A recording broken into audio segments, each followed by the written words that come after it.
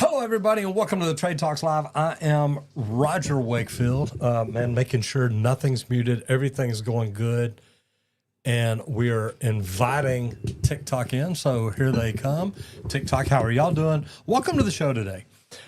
Welcome to the Trade Talks Live. Guys, we get to go live every day and talk about the trades, not just the trades, but particular aspects of it, how to grow your business, how to grow you, how to grow your mindset, service work, where the work is, all kinds of different things. And we do this because we believe teaching people to get up and study their niche every day for 30 minutes to an hour is going to help them move up to be in the top 5% of their industry. But we decided, why don't we put stuff together for you, make it easy for you, so no matter where you are in the country, at lunchtime, you can either log in and watch it or join us live if you're coming in at 11 o'clock Eastern time.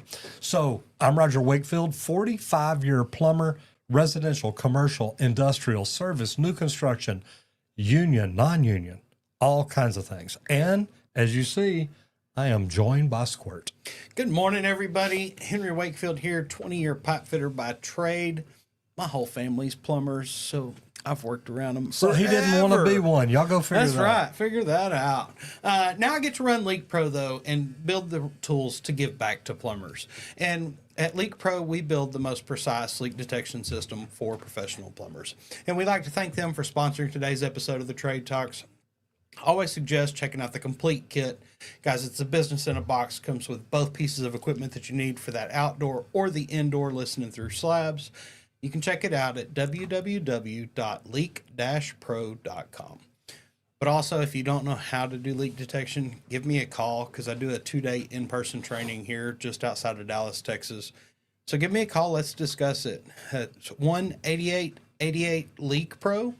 And guys, I teach every part of it, from locating the lines to pinpoint locating the leaks, even in sewer systems, and how to market it in your area. So give us a call once again, 1-8888-LEAK-PRO. And if you'd like to learn what we're doing and how we do it, well, I've had a lot of people reach out and say, Roger, teach me how to do YouTube. But they've always got these misconceptions in their mind, like, look, this is why I can't do it. And it's like, you know what? Let's fix that first.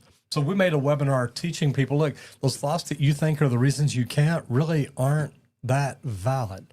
So we made a webinar. It's free. If you're interested in checking it out, go to www.justmetroger.com. So we're going to go ahead and jump in here because national news is a big deal for all of us.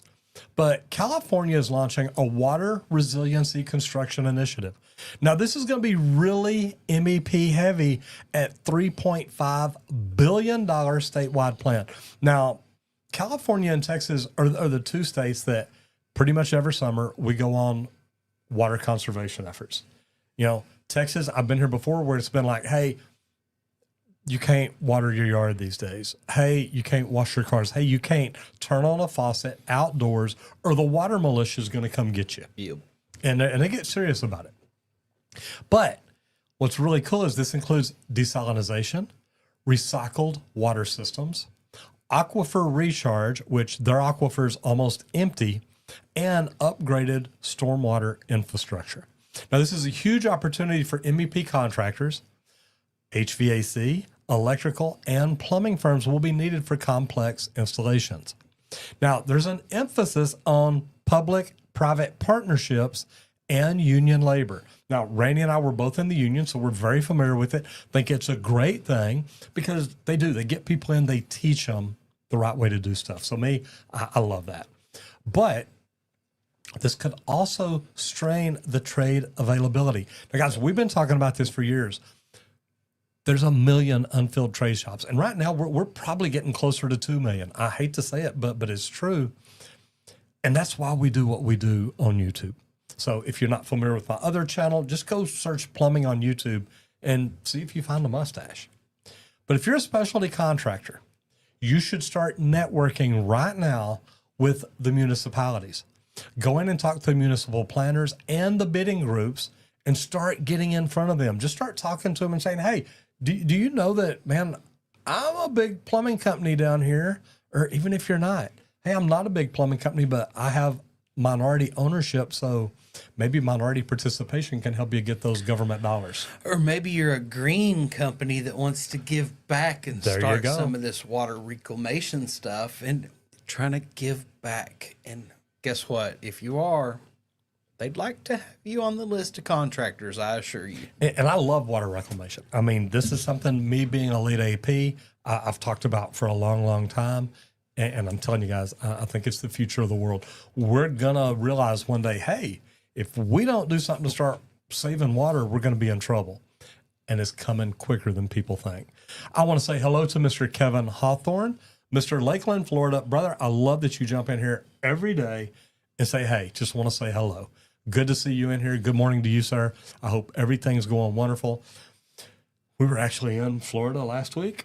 Him for a little bit, me for just a little bit longer. But man, had a blast. Love it down there. Beautiful place. Now let's roll over into the bottom line. Man, got a big one today. I see this. How to calculate what your time is really worth as a tradesperson. And guys, look, do not just look at what you make an hour, okay? Because what you make an hour, does that really cover every hour that you put in? Because if you run a business or something, guys, you don't want to just look at that. You're going to have to factor in overhead. How much does that truck cost? How much gas do you burn traveling around for the jobs? That's extra cost that's not into the hourly rate, but it's sucking the hourly rate down, I promise. Also, admin time.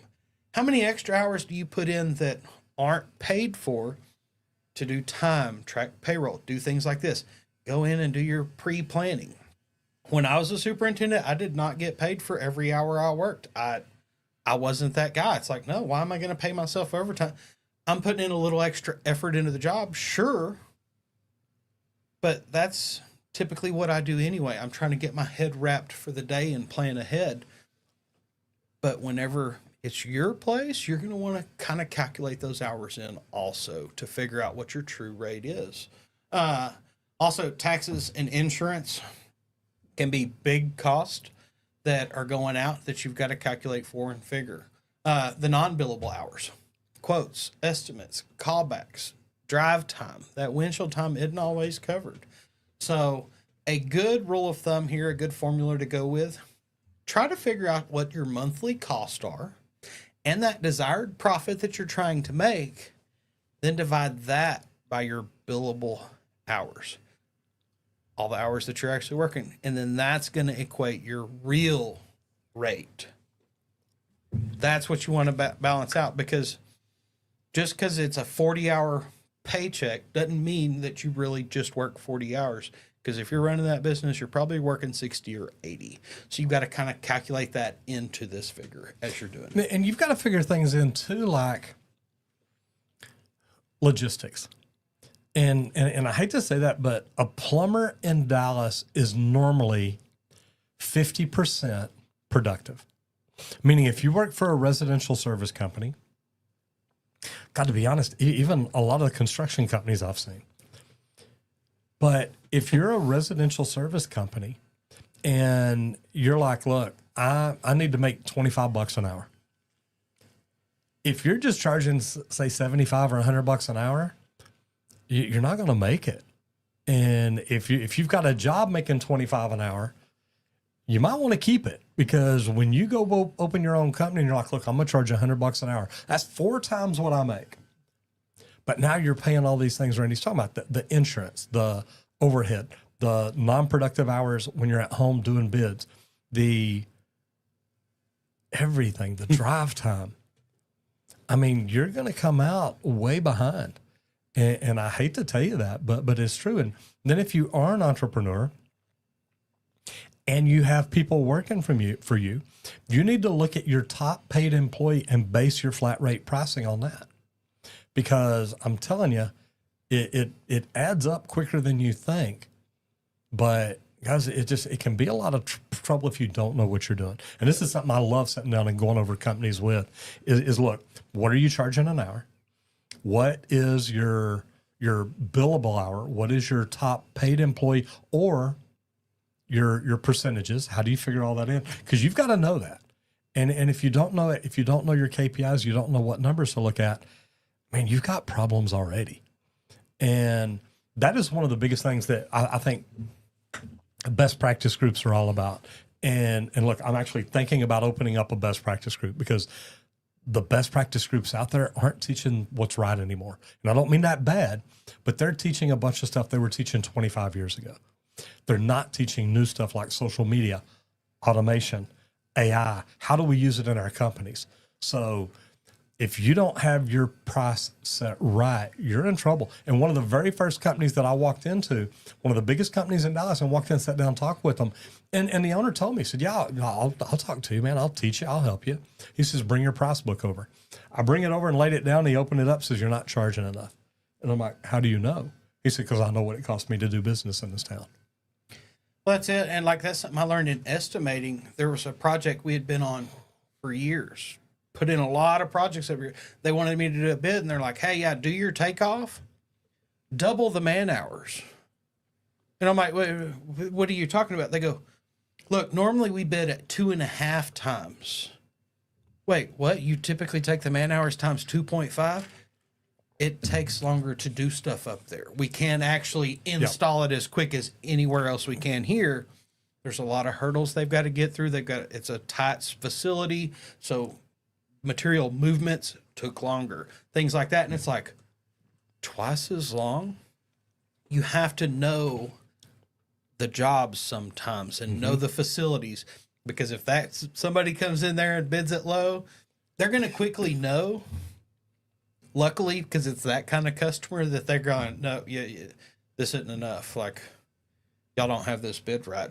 This company has this many hours. Y'all have only got this. There's no way y'all are getting that done out. Yeah, because you're not going to make money, and we know that. That's it. Now, a real example that Squirt pulled up here. A plumber charging $75 an hour, but spending 20 hours a week unpaid. Now, you've got actually making 38. I'm going to say that's wrong. And number one, just the math in my head, I'm thinking, okay, that should be 35. But you're not allowing any overhead. There's nothing for any office space. There's nothing for gas. There's nothing for fuel. There's nothing for insurance on your vehicle. There's nothing there to cover your taxes, your Social Security, all the other stuff that you got to pay too. So to be honest, if it's 38, it's really probably maybe $15 to $17 an hour you're paying yourself. But it's funny because this is one thing I teach people whenever I'm coaching them is so many entrepreneurs quit a 40-hour-a-week job to work 100 hours a week for themselves, making less money just so they don't have to report to somebody else. That's a tough life to live.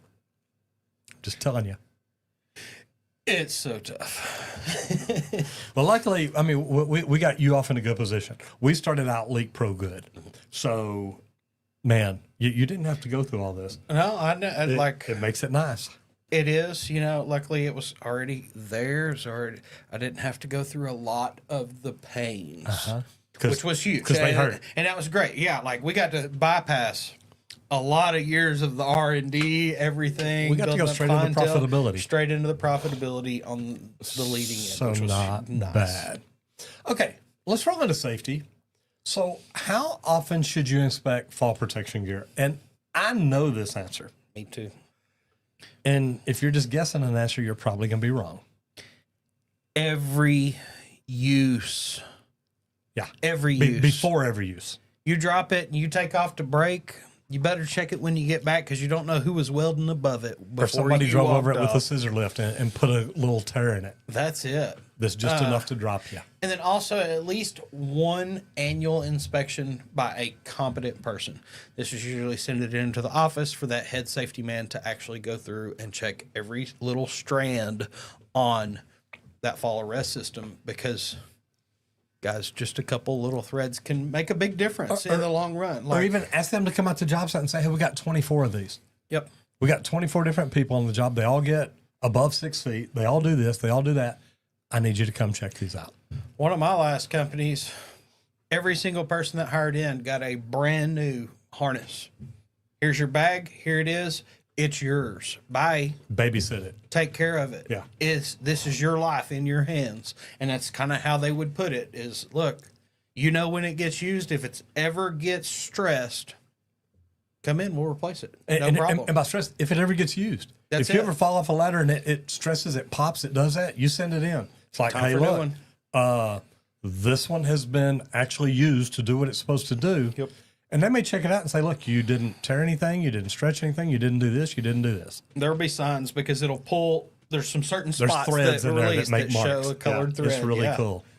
But frayed harness webbing, this happens a lot. I was a pipe fitter, guys. There's flames everywhere all the time. So we're always looking and checking because that wrong bead could land in the wrong spot and it's a bad day. So you check for frayed webbing. It's not supposed to look like that, guys.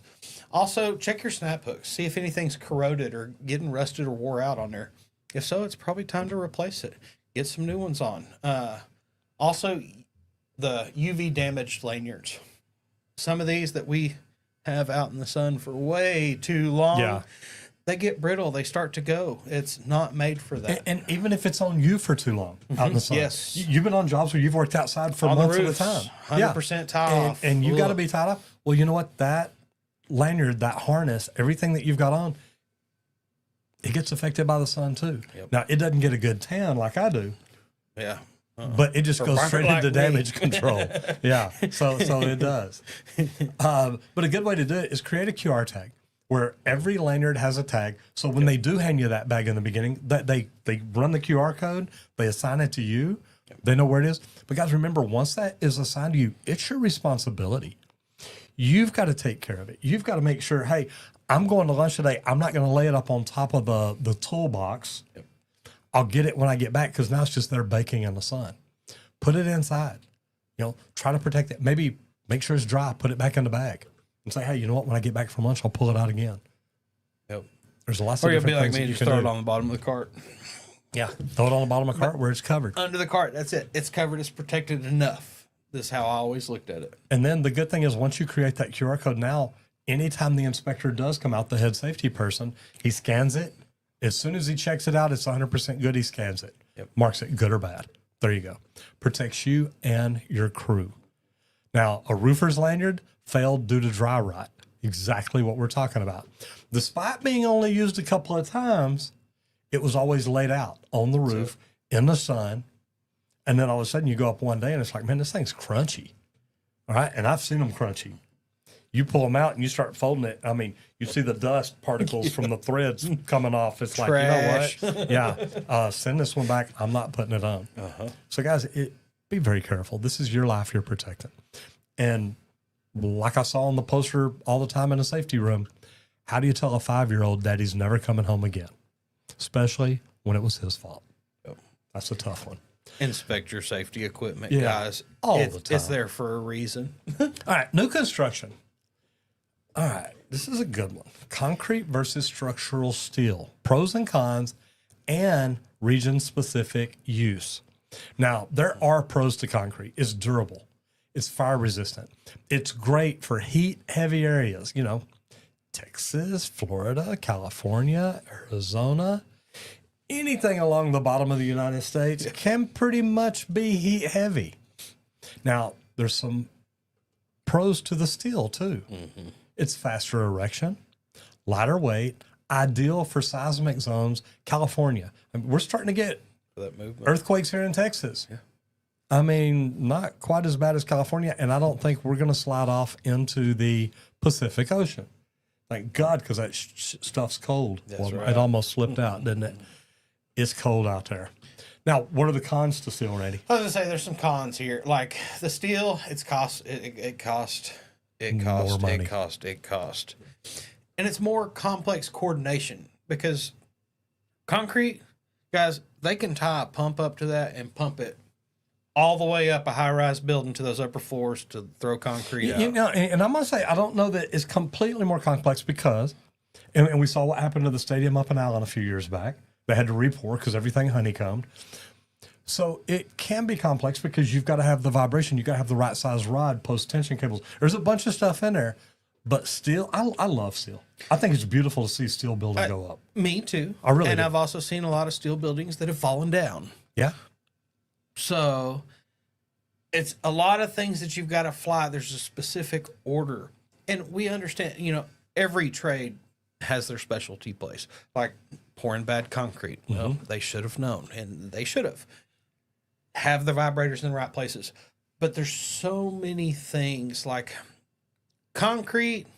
When the concrete trucks come in, what happens? You got to stay out of the way of the truck. Oh, yeah. When Priority the one. steel truck pulls in, the whole job needs to watch out because they're flying steel overhead everywhere. So that's kind of where I think here. But concrete, cons, longer curing time. Mm-hmm. Those floors have to sit for X amount of days before you can tear anything, before you can step on it, before you can do anything. Steel, once that bolt's tight, guess what, guys? It's Ready going to nowhere. go. Yeah. Okay. Also, heavier equipment to do the concrete. Flying it up and stuff like that. Yeah. All that. Yeah. The steel, work the you've got equipment. one crane. Right. That's it. It's flying most, maybe more cranes for And a you need larger that for the job. concrete too, because it's getting all the heavy equipment up there. That's right. Yeah. It's flying some of the hoppers for the columns, things like that. But they'll normally put in a pump rail or pump pipe tube in the middle where they can launch that concrete up, which is also pretty cool. Like, Yeah, it is. fun to see. But also a lot of hybrids are becoming real common. And that's what I've seen more than Steel anything. skeleton with concrete floor slabs in commercial jobs.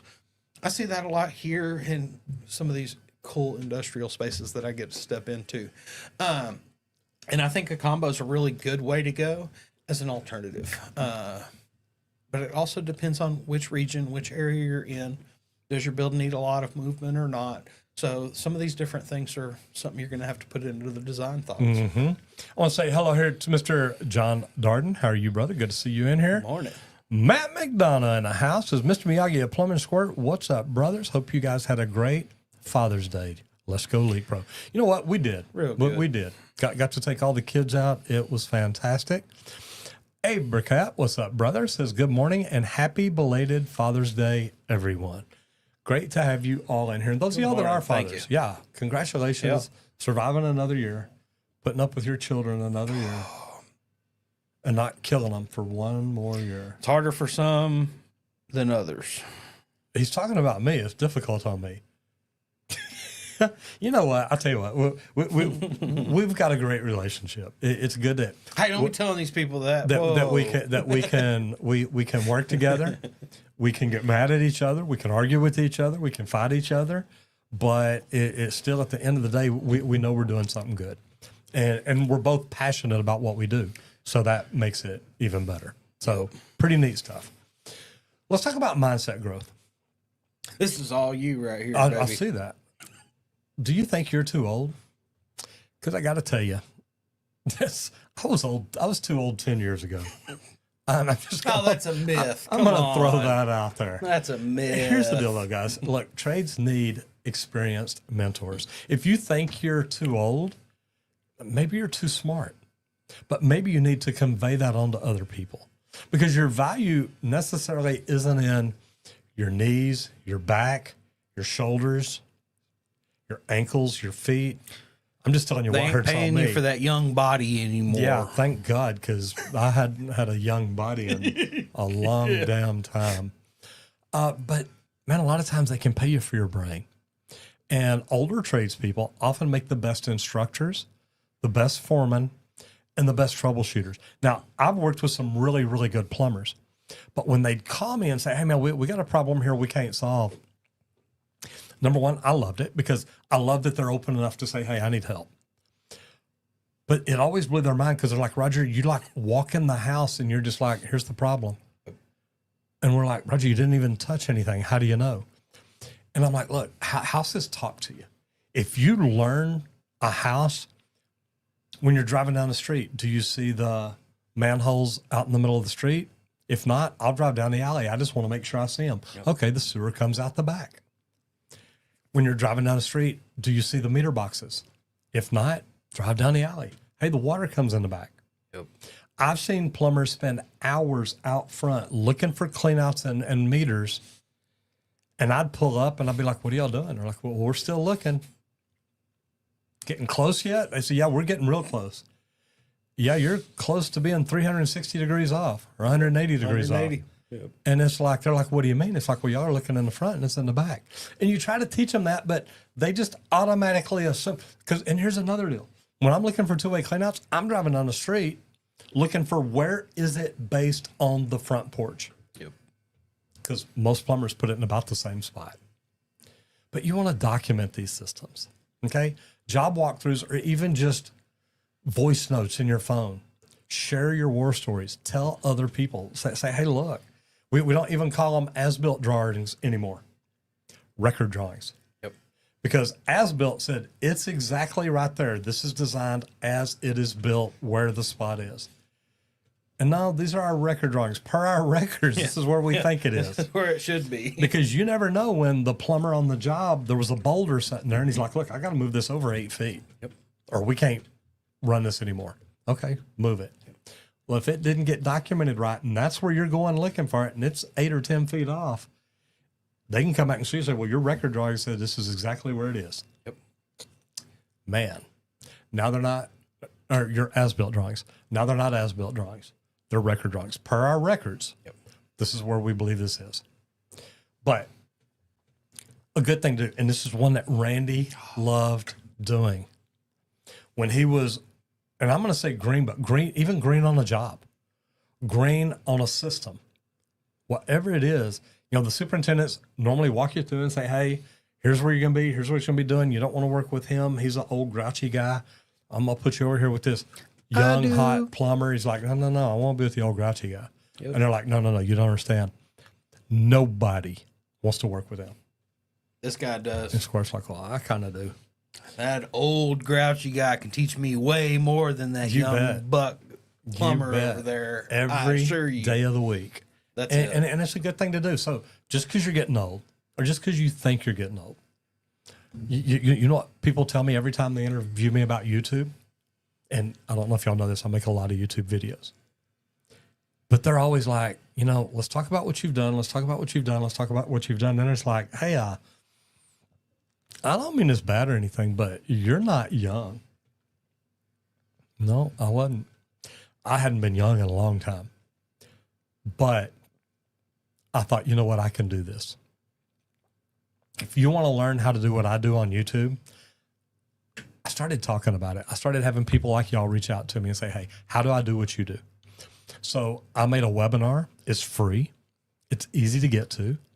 And I answer some of these questions that people think this is why I can't do it.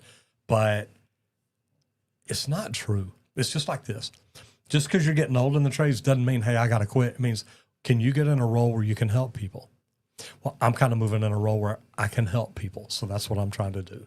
So if you want to learn more about doing YouTube, go to www.justmattroger.com, because it doesn't take a lot of expensive equipment to start. It doesn't take a lot of followers. It doesn't take a lot of views. It takes pressing the button, making the video, and posting it. So if it's something that you want to do, go to www.justmattroger.com. Square, tell us a little bit more about League Pro. Man, I will, not just because you asked, but since Matt did I know, too, I saw that. Matt go be the hero Matt, for sure, you go brother. be fun. Have a great day, brother. Go be fun. Go be safe and have fun and hit it effing hard. Yeah, don't be too fun on the job. That can lead to accidents. No horseplay. No horseplay. We would like to thank League Pro for sponsoring today's episode of the Trade Talks. And guys, we build the most precise leak detection system for professional plumbers. I built 2 different pieces of equipment. I built a probe, which is a T-handle style. It's a solid block of aluminum up top, so it's real durable. It's got a stainless steel rod on it for probing in and out of the ground in case you run into rock or anything like that. It's going to be fine. That's the one we prefer for that meter to the home service.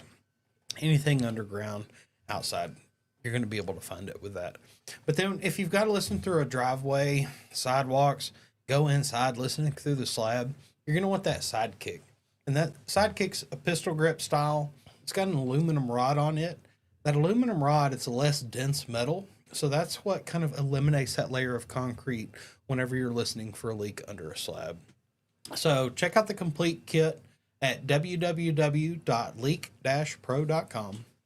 But guys, also, if you don't know how to do leak detection, you've never learned that process, give me a call. Come spend a couple days with me.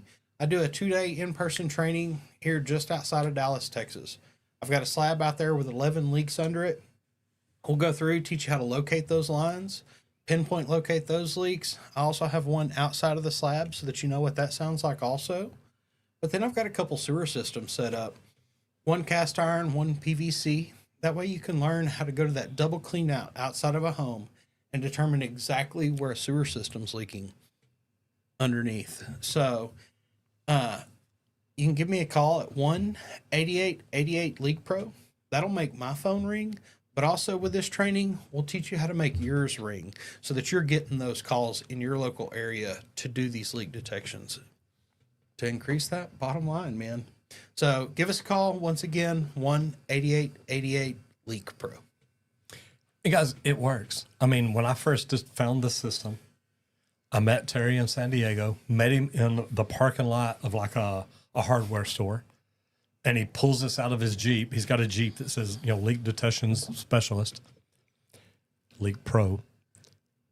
And I actually pull it out and I'm looking at his kits and I put on the headphones and he hands me the unit and he's like, just touch it. And I mean, literally, I'm barely tapping it and it's like popping in my head. And I'm like, oh my gosh. And I think about all these guys with geophones trying to hear these noises. Don't get me wrong, the geophones, they make a ton of noise when you slam them down.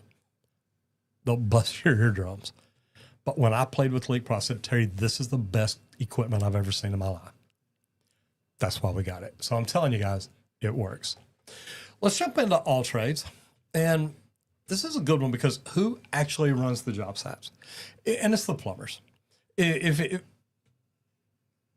you're laughing. Oh, I gotta go, guys. No, it's the plumbers. Here's what they do. They do. If you don't have water on the job, you're in trouble. Yeah. If you can't go to the restroom on the job, you're in trouble. Yeah. Plumbers run the job. Yeah. Okay. Well, how do you get power to the tools that you got to use most of the I time? ain't worried about that. The electrician can't get on the job without the plumber. Well, guess what? I think it's the GC that are over both of you that might run the job. Maybe. There is a chain of command. There is. There's always a chain of command. And you It really starts learn with this. plumbers. It starts with plumbers if the plumbers are the GC on that job. And we've done that before. We have done that before. Like, I've had projects so large on the plumbing side. They're just like, let the We plumber were the run the GCs. daggum The company. plumber runs the job, Yep. and they sub out the small work after to get it done. And Abe's right. Plumber's the first in and the last out. Pretty much. They are. They're really close. Like, they are So one of the last people on the job. what's the real chain of command? The honest chain of command here? You've got the GC, okay, your general contractor that's over everybody. Then you've got superintendents for each trade that are underneath that GC. But even at that GC, they've got their head superintendent that's over everybody that works for that GC. And we've worked with a lot of GCs that had the head superintendent for the general contractor. Yep. And then maybe he's got a mechanical superintendent, a concrete superintendent, a structural superintendent, a safety superintendent. That's how large That's a big one. projects are, baby. Yeah, we've been on some that, I mean, there may be a dozen superintendents. That's right. And the bad thing is you got to make them all happy. That's the hard part. Yeah. But then within all the subs and things like that, you've got your superintendents that are running the job. They have foremen underneath them that are running areas. And then the foremen are running their crews. And then in your crews, you've got whoever's the top dog in the crew, your lead man, Yep. then anybody below them, all the way down to the apprentices that are lower than whale crap. And we know that. But And then hey, there's laborers right below them. guys, you're going to get above it. Don't worry. It happens. I promise. And I love finding, I said that about laborers because normally your laborers are the guys just getting in. They're like, look, grab a shovel, clean the dirt, whatever it is. I love finding a hardworking laborer because I'm like, hey, you ever thought about becoming a plumber? That's it. Man, you can get, we had a guy came over from Africa working at Medical City Hospital. And he came over and he's like, look, I just want a job. And we come to him and say, it's lunchtime. He says, no, I'm going to keep working. It's like, no, you're not. He's like, no, I'm going to keep working. He's like, put no. it down. And his name was Peter. I said, no, Peter, you're not. He says, but this has to be done. I understand. And it's going to get We done. still have more time. But we're gonna take a break and you're going to eat lunch. And in the beginning, he's like, well, I I don't have lunch. I didn't bring anything. I don't have any money. It's like, you know what? Let me buy you lunch. I want to make sure you eat. I want you to come back tomorrow and be healthy and do all this. This guy worked his tail off. Guaranteed. But he's like, look, I'm just happy to have a job. The lowest paid person on the crew, hardest worker. Yep.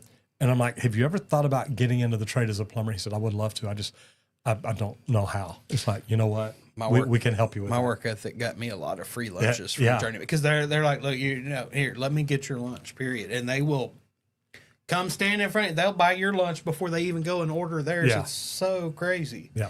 But a lot of job site chaos happens when trades skip that chain and communicate around it. Mm-hmm.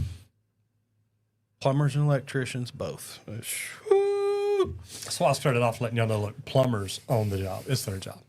That's it. Good tip here, guys. Have And some I day- am playing, so y'all know That's that. it. I know. Trust me. Now, job yeah. site etiquette, I'm good at.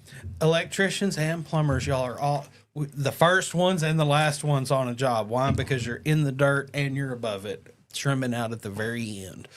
You're involved all the way. I love that.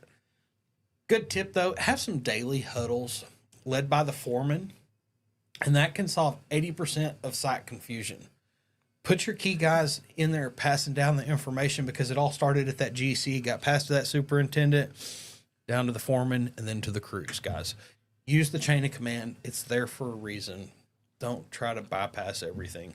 Because if you're the GC telling that crew what to do, nobody in the middle hears about it, you get to deal with those consequences, and you probably are not going to like them because that leads to chaos on a job, and you don't want that. Good example here, electrical and plumbing subs, rerouting pipe to the same core. Not a wise decision. I'm just going to throw that out at there. all. There was a $6,000 change order avoided with a 3-minute talk. And look, we talk about those meetings all the time, guys. That's it. You don't just have permission on a job site. So, you know what? I don't like where this is running. I'm going to move it over good. here. Hey, my ladder's not that tall. I'm going to lower it a foot. I got a Hey, short this hole's ladder just today. a few inches off. I'm just going to go through make this it one. work. We're going to make it work. Yeah. It doesn't work that way, guys. God, I wish it did, though. Man, I was on a process job. They brought us in to build out the room. Well, they had some rat company out there installing the rest. See, he worked union too long. He just calls them rat companies. Here's why. Because So they were just real rats. I'd actually had the communication with them on their loop. Went through, followed it all the way down to the equipment, knew exactly how they were coming in the room. I built the room out to that. Well, then they crossed the lines before they stubbed them into the room to make everything backwards. So then I had to change everything on my side. And when I say process, guys, this is all sloped process. So it had to be a perfect, specific way. So I had to create this monstrosity to fix it. But we got it done. We always get it. Communication is so important. And then walking out and verifying again, because sometimes the others are out to get you. So keep an eye out for that too. I need a soapbox. Oh, here. I need a soapbox because we're fixing to talk laws and licenses. Yep. Guys, I've been preaching on this one. I love this topic. Should trades be licensed nationally? And it's a state line problem. And I mean, really, does it really matter what side of the line I'm standing on as to how I do plumbing or if I'm licensed or not? That's always my, like, oh, it's just, oh, yeah, but if I cross the street, oh, I'm in another state. So it's done completely different. Why? I've had my license since the 80s. Since, I think the year you were born is the year I got it. I mean, that's a long time. I don't know if y'all can tell, he's getting gray too. Nah, not But me. many tradespeople cannot cross state lines without retesting, even if they've had their license for years. Arkansas and Oklahoma don't care that I've had a license in Texas for 45 years. They don't care. And I had it 45. It's like 43, 42, 41, something like that. almost 42. Yeah, something like that. National licensure would allow labor mobility and ease project staffing. Guys, this is my biggest thing. But it's not just going to ease that. It's going to make it better for the plumbers, for the HVACs. I'm even fighting for the electricians here. I would love to have everybody on the same page for the trade. Man, wouldn't it be great? Like, that's the simplicity I see in my mind. It's like, look, from the East Coast to the West Coast, we're all getting trained the same information to go out and install. Where's the problem? Now, I get north and south, like temperature differences, things like that, frost lines, all that. But guess what? The rule's still the same. Now, the fact that the frost line is deeper, okay. And you know what the deal is too? All these people, let's say Green Bay, because I've talked to people from there, and they're like, we work about 8 or 9 months out of the year. They'll work 8 or 9 months, then they claim unemployment for 3 or 4. Okay? The ground's too hard to work in. Yep. Okay? Come on down. It's too cold to work. Yeah. I'm like, man, if y'all had a license that would work in Texas, y'all could just move down here for 3 or 4 months. Oh, that's not a good idea. Let me back that up. Because you know what happened.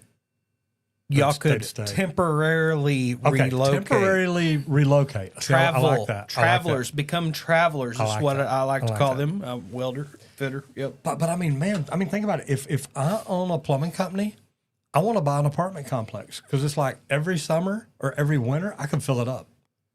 Y'all want to come down here and work for 4 months? Gotcha. November, December, January, February. I can keep y'all busy. Yeah.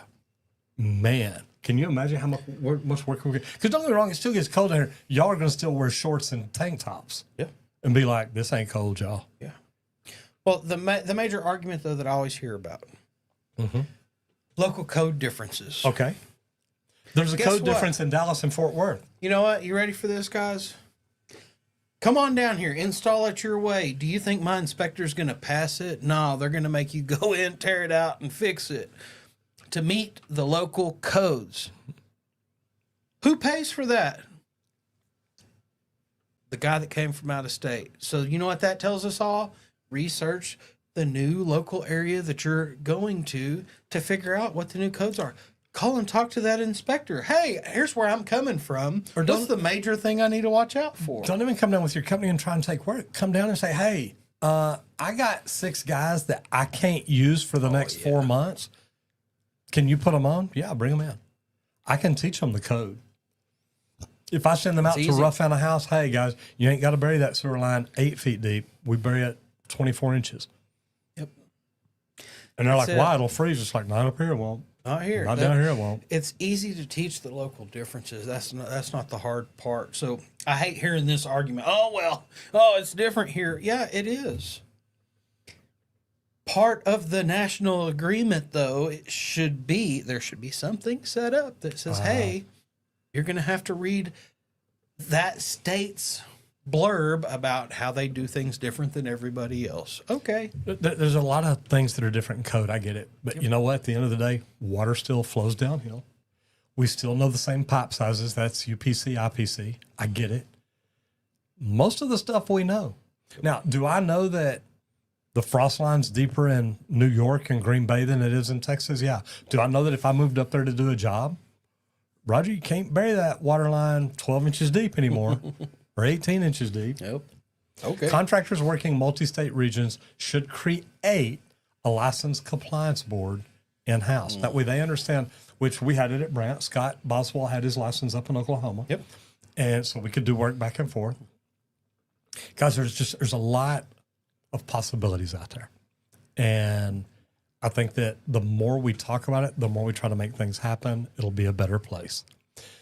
Now, business training, building a repeatable job handoff process. Now, I love this because even as a small residential service company, you've got systems and processes. You don't just park in front of the house one day, in front of the mailbox the next, in the driveway the next, in the neighbor's driveway the next. You try to do things the same way each and every time. You come up and walk up, you knock on the door, you step back, you do things over and over again. But here's the thing. Sales rep closes job. Then the tech shows up with no clue what was promised. The sales guy is going to tell him anything he can to get that job sold. Anything. I know them. Have a shared checklist. Have something that during the handoff meeting, The salesperson comes in and says, oh, look, I told them we'd do this. I told them we'd do this. Well, great. Did you tell the estimator to put that price in there? Because that doesn't always happen either. Material, scope, client expectations. Watch out for this. Hey, mother-in-law's here every day and she watches her soap at 1 o'clock. And if you turn it off, she's going to be pissed. That's a good thing to watch out for. She comes with a skillet. Oh, lunch at 1 o'clock. Got it. Done. Yeah. Change my lunchtime. We're fine. Yeah. We'll go eat lunch, sit down, enjoy a nice hour lunch because that's how long our soap is. Yep. Okay. Is it in the project? And do a video walkthrough. Send it to the tech before arriving. You do this, there's fewer callbacks, there's fewer surprises. Now, there's a lot of different systems out there that do automation, that help you create the documents, that help you create files for jobs. We could literally create files for jobs from the day that we started estimating. Yep. If you went out to the site and took pictures, they go into the job file. There's so many different things that you can do to make it easier and transfer that data. If I know the information and he's doing the work, I'm the sales guy, and I told him, oh my God, we're going to build you this big elaborate bathroom. You're going to love it. And he walks in and puts in a valve and a shower head and says, there you go. They're like, wait, this isn't what was promised. It's like, it's a shower. It's what my notes say. You're getting a new shower. Not a good way to do it. We had a meme joke in estimating. It's like, oh, they expect this Ferrari. Yeah. They want this F-350, but they want to pay for this scooter. Yep. You've got to have clear expectations in estimating. I had to have meetings with my bosses. Then I had to hand it off to the PM and the superintendent so they knew the exact job that they agreed to going out there and doing to make sure every box was checked. Clear communication and that clear handoff of everything that was agreed is majorly important to keep those customers around. Ernie Favre says tradesman is a dying art. It is eventually going to have to be national. And it needs to be, brother. I love that. Should. All right, we're going to roll into vehicles real quick. How long should you keep your work truck before upgrading? And there's a sweet spot in there, 5 to 7 years. 100 to 120,000 miles in 5 years. I've normally got over that. But depending on the use. Now, when it's time to get a new truck, consider your resale value. What does it look like? How reliable is it? What is your maintenance frequency? Did you take care of it? Yeah. Or is it a Section 179 deduction where the new vehicle purchase can reduce your taxable income the same year? So there's a lot of things to look at. But really, I always look, how good is the truck? If I keep it, can we do something with it? Or is it just time to get rid of it? Now, I've had family members that literally leased new vehicles every 2 years. They wanted to drive a new vehicle all the time. And they're like, look, it's $400 a month. It is what it is. I'll pay it the rest of my life. But I've got a dependable vehicle that I don't have to worry about. It always looks brand new. I get the latest, greatest updated version, and it works. Me, I was just the opposite. I liked paying off my vehicles, and then for 2 or 3 years, I didn't have a payment. I'm like, it's paid for. It's done. I'm good. Let's go. Not a bad deal.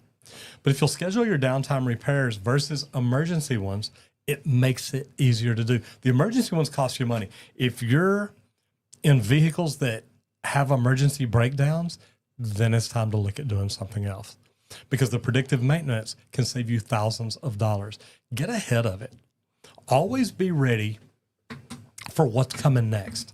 And if you'll look at it that way, it's like, look, we know that we need to do the maintenance. We know we need to do the brakes. We know we need to do the tires. We know we need to change the fluids, the oils, the all this and all that. But a lot of people wait until there's a problem. Me, I started having a problem with my truck, and I'm like, hey, I need to put my truck in. So I said, look, the Jeep hadn't been driven in a while. Let's put it in the shop, have them go through the belts, the hoses, have them go through everything, make sure it's all good. Then when it's back, now I can drive the truck, or now I can put the truck in the shop. So it's nice to have another vehicle. And if you've got a vehicle where it's time for you to upgrade, maybe you say, let's keep this around the shop, or maybe it's around the house. I think every married couple ought to have a third vehicle. Yeah, Just in case. It's useful. For It ain't got to sure. be anything amazing. Nope. Not a Bentley, but the scooter. Why not? Hey, I that mean, the scooter, scooter. you got, that's what we It'll can get you afford. there in That's what case we- of an emergency. Hey, I have used my scooter to go drop a vehicle off at the local But mechanic. I mean, think before. about it. If your truck broke down here, could you ride the mower to my house to get the Jeep? Guaranteed. I mean, you'd be like, hey, Or Dad, the look, four wheeler. Like I've got a couple yeah, options. yeah. Like There's where I an can walk, emergency. Or I got a scooter that I can wheel down there and walked throw it in the before. back of the truck. I walk it before. It ain't a bad walk. That's it. I ought to That's start. not I ought too to do that bad. every day, to be honest. I should. Social media spotlight. Will Prowse. Now, Will focuses on solar and DIY electrical systems, off the grid tech, especially relevant for trades looking to diversify. Now, I love this because one of the people that we were in training with last week or the week before just installed solar panels on his own house. And I'm like, Randy, we could do that. Now, his breakdown on lithium batteries, solar setups, and inverter installs are followed by electricians and HVAC techs alike, and now plumbers and pipe fitters. So, Yep. Squirt, tell me what you like about this channel. Let's start off at Man. the beginning. How many subs? So just broke 1 million. Beautiful. Pretty Congratulations. recently. I'll tell you how long ago. I saw the video just a little while ago. I was researching this. I love it. But he has 132 million views. And main reason I pulled this channel up, guys, I want to start at the oldest.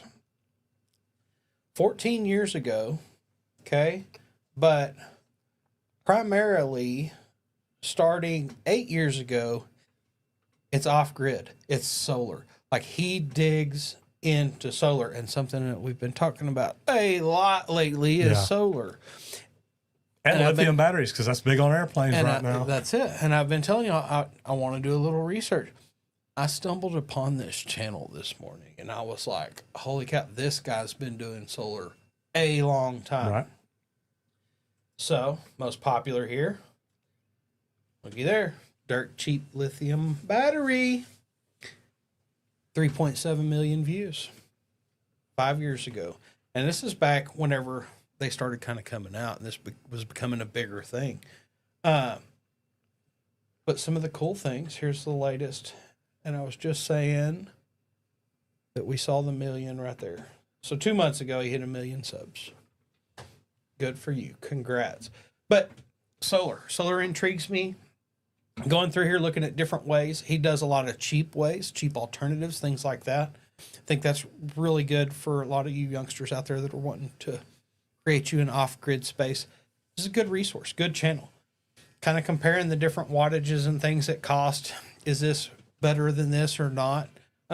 Just kind of does some deep dive. And somebody that's been doing solar this long, I'd like to hear what they kind of have to say about it. Me too. Because I that's like that. way longer than I've really thought about solar, but I did come up with a solar Christmas lights idea a long time ago. Google ruined that one for me. They already made them for about 1.5 years. I was like, a little behind, not too bad. But I just think it's really neat to go through here and do your research. If this is something that interests you at all, this is going to be a great spot. Beginner friendly things. I may actually look at this channel and do some research out here because there's some things I'd like to do out here to add some lighting. It's pretty dark, but I want it all to be solar. I don't want it to cost anything. I don't want it to deal with it. Okay, I've got to replace the bulbs every once in a while or something. Great. That's the kind of cost I want. So I want to go through here and use this as a resource to check different things out. Like here's a solar cart. Like you going camping? Can we ride it? You're going camping. You want to go out in the middle of the pasture and set out here. Just take this cart with you. It'll give you power for the weekend. No problem. Really cool things. And I like to spend some time out at the lake, things like that. Out at the RV Good way with to do Mom and different solar options. Checking out the Jackery. These are some really good ones. Portable, simple, quick and easy to set up in different spots. And this guy really loves battery banks. I do. And my problem is, man, I buy the biggest ones and I want to carry them with me on the airplane. And that's why my backpack weighs about 57 pounds. It's kind of crazy. Yeah. Go ahead. Jump in the chat here real quick. Juiceman HVAC says, "Hey guys, I'm taking my Air B exam here in Florida. Wish me luck, brother. Good luck to you." Yeah, that's a good one to have.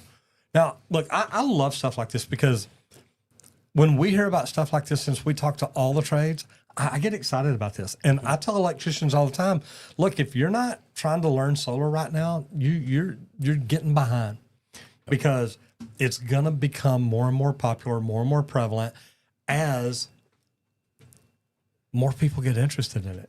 And guys, with all the different manufacturers creating more and more stuff, I mean, I'm looking at one over there. Solar string voltage made easy. How many solar panels can you safely connect? And that's not even on a roof. You know, you were talking like, I got a whole field here. I can light up the whole compound. and that's neat. That's what I need to do. I need to make me a solar array. Like he did a small cart there. I want to make a bigger cart that I can actually drag around the field and move to keep everything maintained easily. Ooh, I like. Watch how he explains the gear. It's really cool. Yeah. Educational and salesy, but he's not pushy about it. It's not like, hey, you got to buy this. It's like, look what I found. If you want to buy it, here it is. Yep. Not bad stuff. That's it. I like seeing options, you know? Options are great. Mm-hmm. I'm going to give you all the option to help you grow your business, kind of like social media here. I started YouTube 8 years ago, 7 years, just over 7 years ago. Yeah, just over. I learned about it in March, started it in April 7 years ago, 2018. And since then, I've grown the largest plumbing YouTube channel in the world. And we started doing this because we think that we can do this for tradespeople and get them great information. So it all started with YouTube, because to me, YouTube is long form content. You can take that long form content and share it other places. We cut pieces out of just about everything we do, and we share shorts in other places. But it all started with learning YouTube. And if you'd like to learn YouTube, but you're afraid of it, I've had people come to me for years now and say, look, I want to do YouTube, but I don't have the equipment. I can't afford the equipment. It didn't take a lot of expensive equipment when we started. We used what we had. That's it. We used a laptop. We used a phone. We used iPads. Sometimes I screamed at them because I was far away and wanted to make sure it heard me. But guys, the thing is, there's no reason out there that you can't do YouTube for your company, your business, or even for yourself. If you'd like to learn more about YouTube or how to use it, go to www.justmattroger.com. It's a free webinar, but it's going to take you some things that I learned and maybe put you in a position. We had somebody jump in last week and say, Roger, I went and watched your webinar. I already shot a video. Guys, it's easy to do, but it's something that you can do that can help you grow your business if you're seriously interested in it. And when I say grow your business, if you even think one day you want to grow a business, start doing YouTube now. Explain to people why you do things as well as you do it. Because if you'll do that, when it's time for you to grow your business, you'll be ready to go. So go check it out at www.justmattroger.com. And everybody, we would like to thank Leak Pro for sponsoring today's episode of the Trade Talks. They let us come in here and get to hang out with you each and every day, Monday through Friday, and we love it. But Leak Pro manufactures the most precise leak detection system for professional plumbers. I always suggest checking out the complete kit. It's the business in a box. It comes with both pieces of equipment, the probe for the outdoor, meter to the home service, and then that sidekick for listening through any slabs, driveways, sidewalks, anything like that. So check out the complete kit at www.leak-pro.com. But also, if you're not familiar with leak detection and it's something that you'd like to add to your plumbing business so you're not losing all those leak detection jobs anymore, give me a call, because I do a 2-day in-person training where I'll teach you how to locate lines. I've got 11 leaks under a slab to train you on how those sound for different directions, things like that. One outside of the slab so that you know what that sounds like also. But also how to determine exactly where a sewer system's leaking and how to promote all this in your local area so that you're getting the calls. So give me a call, 1-8888-LEAK-PRO. I'd be happy to discuss the equipment or the training with you. And guys, look, it's great equipment, and we think we've built the best training center. And what you walk away with when you come in for the training is you know how to find leaks. You can get in there, you can find them, you're comfortable at it, you're confident. You don't walk into a house with new gear that you don't know how to use and you're like, man, I hope I can find it. This makes it easy. So thank you all for being here. We love what we get to do. We'll both be here again tomorrow. And then the next day I get to see y'all from Ohio. But Randy will be here in the mothership. So, guys, thank y'all for being here. I appreciate it. I'll see you tomorrow. Whatever you're doing out there today, do it safe and have fun. Everybody, thanks for showing up. Hope to see you back here tomorrow. Appreciate you stopping by. Get out there, hit it effing hard. You know we will. Bye, guys. See y'all.